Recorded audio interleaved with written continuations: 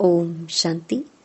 5 अप्रैल 2025 बाबा के महावाक्य। मीठे बच्चे, तुम्हें अभी नाम रूप की बीमारी से बचना है। उल्टा खाता नहीं बनाना है। एक बाप की याद में रहना है। प्रश्न: भाग्यवान बच्चे किस मुख्य पुरुषार्थ से अपना भाग्य बना देते हैं? उत्तर: भाग्यवान बच्चे सबको सुख देने का पुरुषार्थ करते हैं। मनसा वाचा कर्मणा कोई को दुख नहीं देते हैं। शीतल होकर चलते हैं तो भाग्य बनता जाता है। तुम्हारी यह स्टूडेंट लाइफ है। तुम्हें अब घुटके नहीं खाने हैं। अपार खुशी में रहना है। गीत: तुम ही हो माता पिता, तुम ही हो। ओम शांति। सभी बच्चे मुरली सुनते हैं। जहां भी मुरली जाती है सब जानते हैं कि जिसकी महिमा गाई जाती है वह कोई साकार नहीं है, निराकार की महिमा है।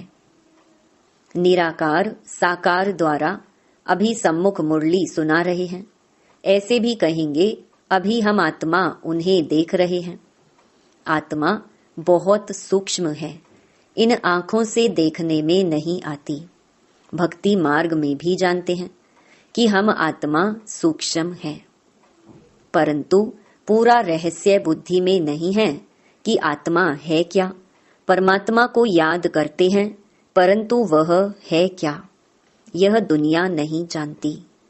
तुम भी नहीं जानते थे। अभी तुम बच्चों को यह निश्चय है कि यह कोई लौकिक टीचर व संबंधी भी नहीं। जैसे सृष्टि में और मनुष्य हैं वैसे यह दादा भी था। तुम जब महिमा गाते थे त्वमेव माताश्च पिता त्वमेव, तो समझते थे ऊपर में है। अभी बाप कहते हैं मैंने इसमें प्रवेश किया है, मैं वही इसमें हूँ। आगे तो बहुत प्रेम से महिमा गाते थे, डर भी रखते थे। अभी तो वह यहाँ इस शरीर में आए हैं। जो निराकार था वह अब साकार में आ गया है। वह बैठ बच्चों को सिखलाते हैं। दुनिया नहीं जानती कि वह क्या सिखलाते हैं। वह तो गीता का भगवान श्री कृष्ण समझते हैं। कह देते हैं वह राजयोग सिखलाते हैं। अच्छा, बाकी बाप क्या करते हैं? भल गाते थे तुम मात पिता, परंतु उनसे क्या और कब मिलता है यह कुछ नहीं जानते। गीता सुनते थे तो समझते थे श्री कृष्ण द्वारा राजयोग सीखा था। फिर वह कब आकर सिखलाएंगे वह भी ध्यान में आता होगा। इस समय यह वही महाभारत लड़ाई है तो जरूर श्री कृष्ण का समय होगा। जरूर वही हिस्ट्री ज्योग्राफी रिपीट होनी चाहिए। दिन प्रतिदिन समझते जाएंगे। जरूर गीता का भगवान होना चाहिए।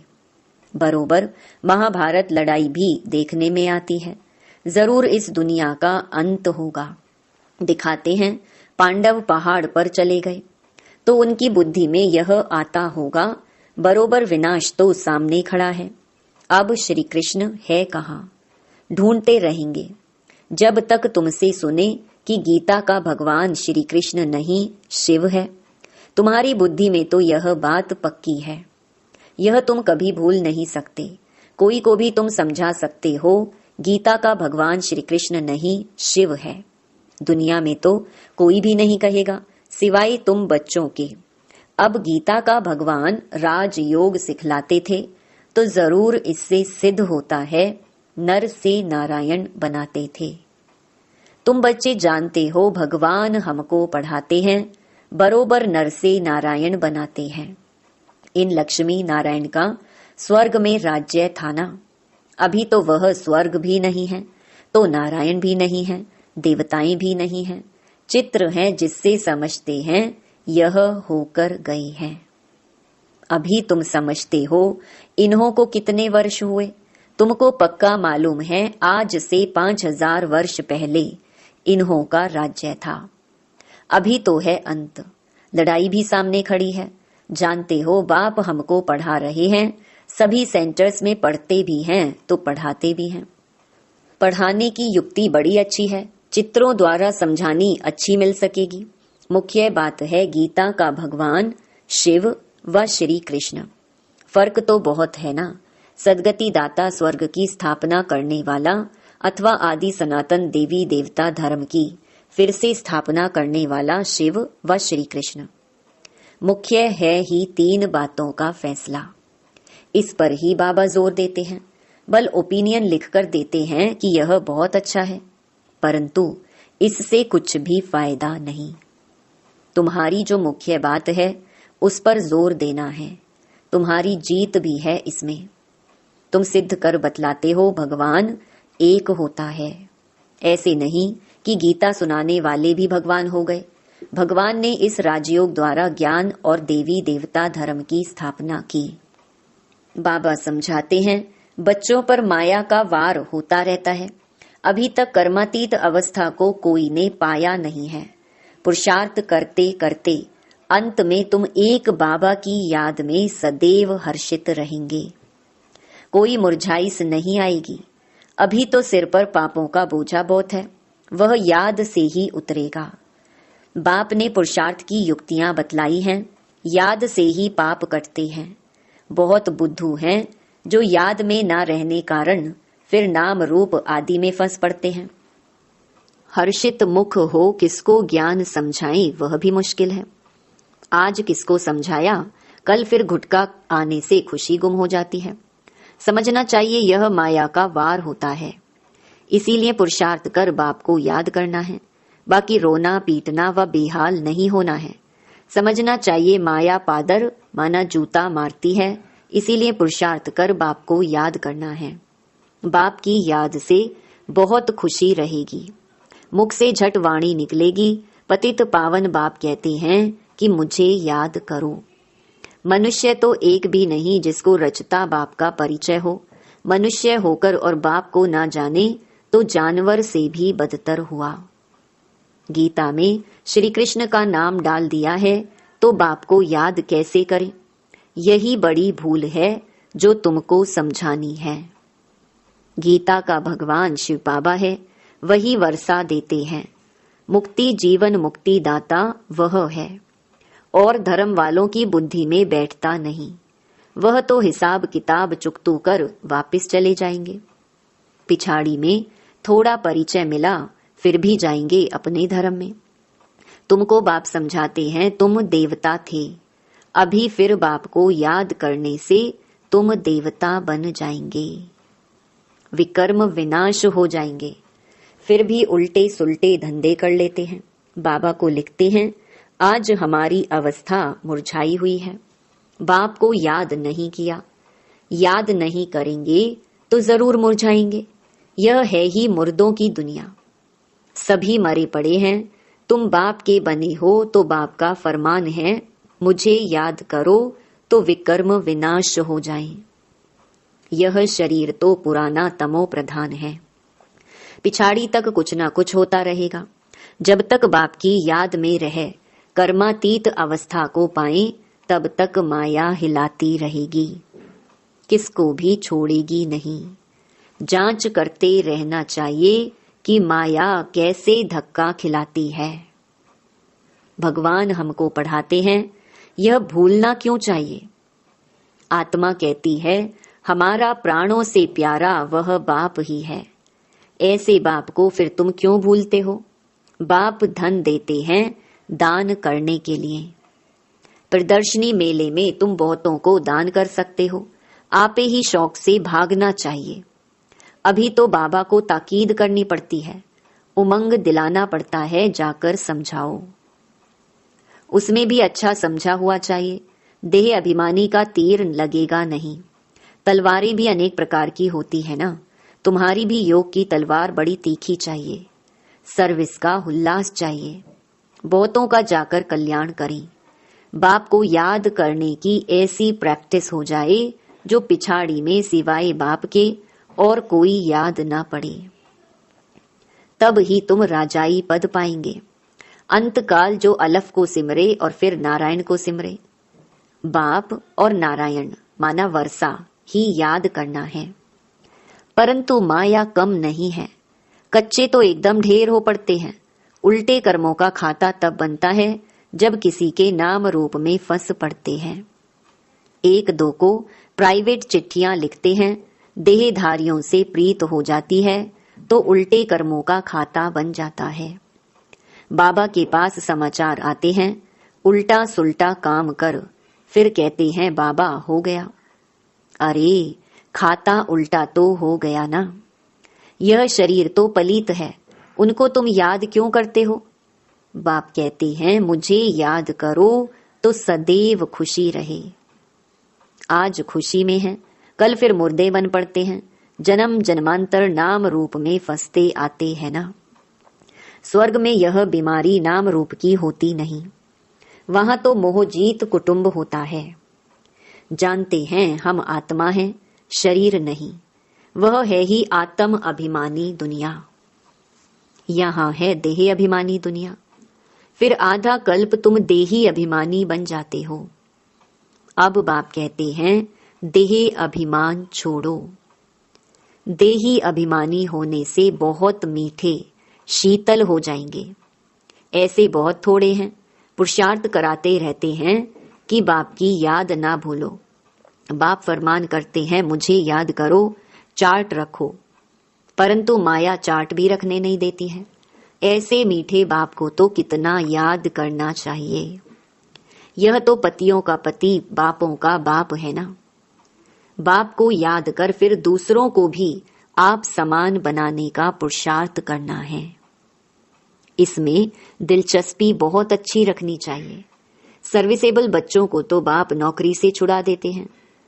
सरकमस्टेंस देख कहेंगे अब इस धंधे में लग जाओ। एम ऑब्जेक्ट तो सामने खड़ी है। भक्ति मार्ग में भी चित्रों के आगे याद में बैठते हैं ना। तुमको तो सिर्फ आत्मा समझ परमात्मा बाप को याद करना है।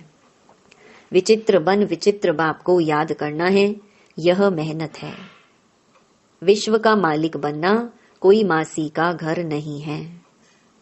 बाप कहते हैं मैं विश्व का मालिक नहीं बनता हूं, तुमको बनाता हूं। कितना माथा मारना पड़ता है। सपूत बच्चों को तो आपे ही औना लगा रहेगा, छुट्टी लेकर भी सर्विस में लग जाना चाहिए। कई बच्चों को बंधन भी है, मोह भी रहता है। बाप कहते हैं तुम्हारी सब बीमारियां बाहर निकलेंगी। तुम बाप को याद करते रहो। माया तुमको हटाने की कोशिश करती है। याद ही मुख्य है। रचता और रचना के आदि मध्य अंत का ज्ञान मिला, बाकी और क्या चाहिए। भाग्यवान बच्चे सबको सुख देने का पुरुषार्थ करते हैं।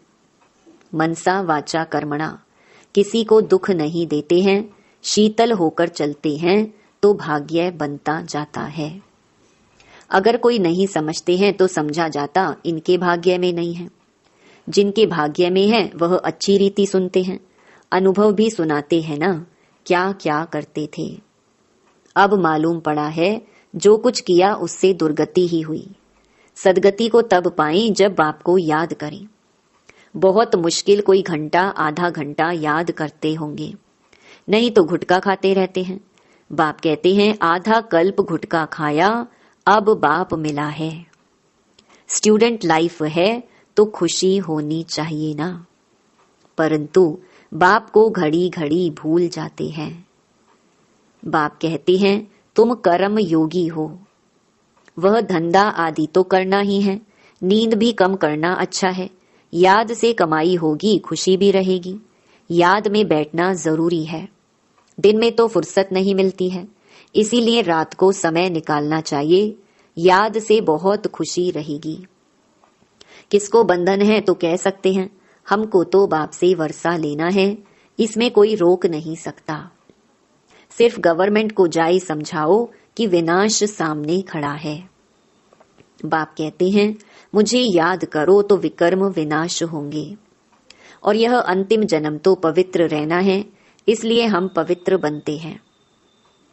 परंतु कहेंगे वह जिनको ज्ञान की मस्ती होगी। ऐसे नहीं कि यहाँ आकर फिर देहधारी को याद करते रहें। देह अभिमान में आकर लड़ना झगड़ना जैसे क्रोध का भूत हो जाता है। बाबा क्रोध करने वाले की तरफ कभी देखते भी नहीं। सर्विस करने वालों से प्यार होता है। देह अभिमान की चलन दिखाई पड़ती है। गुलगुल तब बनेंगे जब बाप को याद करेंगे। मूल बात है यह। एक दो को देखते बाप को याद करना है। सर्विस में तो हड्डियां देनी चाहिए। ब्राह्मणों को आपस में शीर खंड होना चाहिए। लून पानी नहीं होना चाहिए।